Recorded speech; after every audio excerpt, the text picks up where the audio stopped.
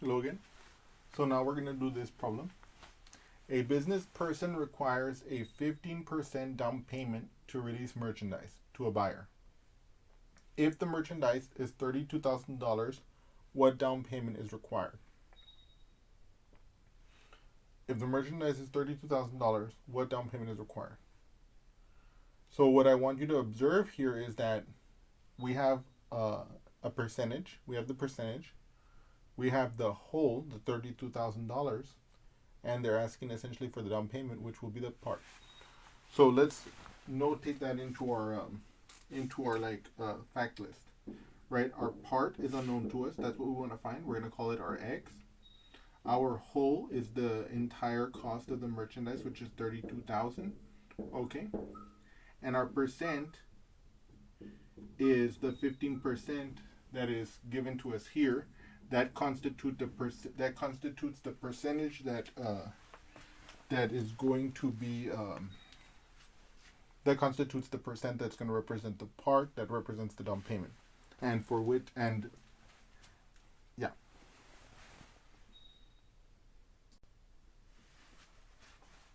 So now that we've identified the major portions of data from the problem, and again, I recommend you to make a list of the important data.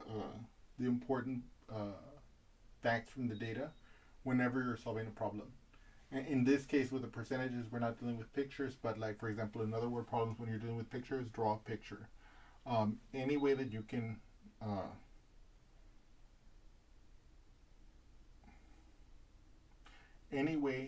can make sure that you have your data organized when you analyze the word problem will help you to get closer to solving the problem. Okay, so now having said that, we have our data, we have our proportion for a percentage, and we're going to plug in these values, and then we're going to solve the proportion so that we can get the part, the down payment necessary to allow the release of the merchandise. So what is my part? My part is X. It's unknown to us. So I'm going to notate it there. What is our whole? 32,000. What is our percent? 15. Okay. Now we have our proportion filled in with the important data sets that we need. The question then becomes, what do we do from here? Well, we recall that we have our standard technique for handling proportions. If you have A over B and it equals to C over D, then A times D equals B times C. Okay, so here, I have, if A over B equals C over D, then AD will equal to B times C. What's X times 100? We can write that as 100X. Okay, so this implies that 100X, in other words, 100 times X, is equal to 15 times 32,000.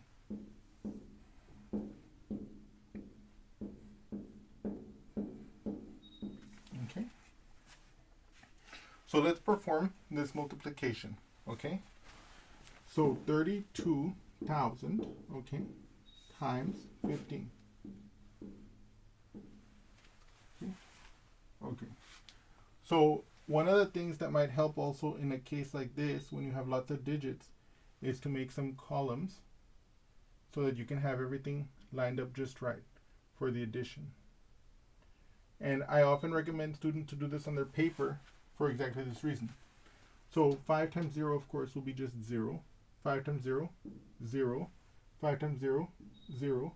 5 times 2 is 10. I bring down the 0, I carry the 1. 5 times 3 is 15, plus 1, 16. Okay? Now, what I'm going to do is I'm going to do 1 times 0.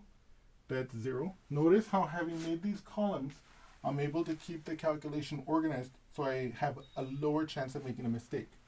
What is 1 times 0? It's 0. 1 times 0, 0.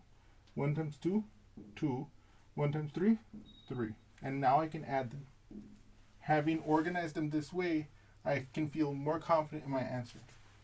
0 plus nothing, 0. 0 plus 0, 0. 0 plus 0, 0. 0 plus 0, 0. 6 plus 2, 8. 1 plus 3, 4. Okay. So I know that my 100 times x is equal to 480,000, 480,000. Okay. Now I want to isolate my x. How do I do that? Well, this is saying to us that 100 times x is this. So what I'm going to do is I'm going to divide both sides by 100. So I get that x is equal to 480,000, okay, divided by 100. Now, you may know this, but if you divide by 100, basically, you're going to move the decimal place 2 to the left, okay? In which case, we will get 4,800, okay? Okay. But I will do the long division for you, just to verify that with you, and just so you can see how it's done, okay? But so as of right now, we can already say that we've answered the question. The down payment is going to be 4,800, okay? Okay. But now, in order that you guys can see this, I'm going to do the division for you, okay? Okay.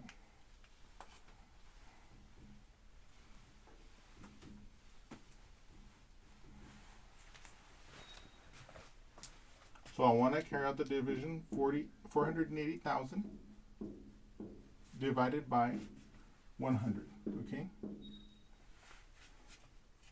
So we know that the denominator goes on the outside of the house, okay? And we know that the numerator goes on the inside of the house, the 480,000, okay? Okay. Okay. So now for the multiplication table of 100, you know that 100 times 1 is 100, 100 times 2 is 200, 100 times 3 is 300, and so on. So it's relatively straightforward, okay? So if I ask, does 100 go into 4? Of course not. Does 100 go into 48? No. Does 100 go into 480? Yes. It goes in 4 times. 4 times 100 is 400. I now subtract them. 480 minus 400, that is 80, okay? Because I could say, okay, 0 minus 0, that's 0. 8 minus 0 is 8. 4 minus 4 is 0. And so we don't notate it. We perform the subtraction, and then we bring down 1 digit, okay? So then I ask the question, does 100 go into 800? Yes, 8 times. 8 times 100 is 800, okay? I perform the subtraction. What is 800 minus 800? 0. I bring down a digit. Does 100 go into 0? Yes, 0 times. So I put that 0 here. 0 times 100 is 0. I subtract these, and I get 0, because 0 minus 0 is 0. Once I perform the subtraction, I bring down this digit. That's a 0. Does 100 go into 0? 0 times. Yes. 0 times 100 is 0. You subtract, you get 0. There's no more digits to drop, so the division terminates. And we see that, in fact, 480,000 divided by 100 is, in fact, 4,800, as we expected. And, as we mentioned above, we have answered the question. What down payment is required?